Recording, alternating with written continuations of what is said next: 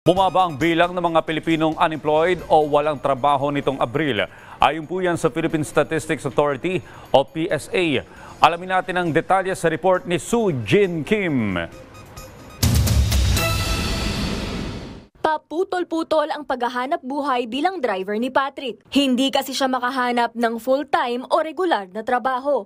Pero aminado siyang malaking tulong ang kanyang pagiging driver. Para sa pamilya po. Kasi kung di po tayo magtatrabaho, wala pong kakainin yung pamilya ko. Si Raymond naman, 5 taon nang nagtatrabaho. Kaya naman nang malaman niyang nabawasan ang unemployed sa bansa, siyempre, happy po at least maraming mga nagkakatrabaho. Voluntary ang pananatiling unemployed ni Janelle dahil sa duties niya bilang isang nanay. Kailangan kasi niyang alagaan ang kanyang anak habang naninirahan sila sa Batangas. Matutukan po paglaki.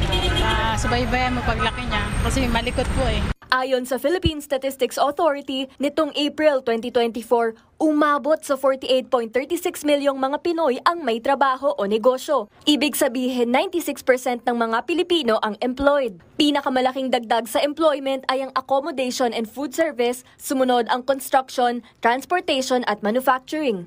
Itong 96%, this is fifth highest, no? 1.7 million dito ay self-employed.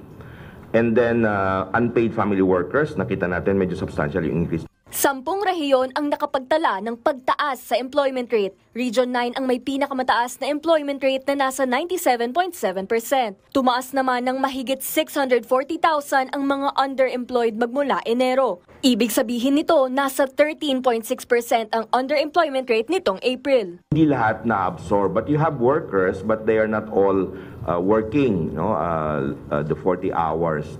So yun ang karamihan. Samantala, bumaba ang bilang ng mga tao na unemployed.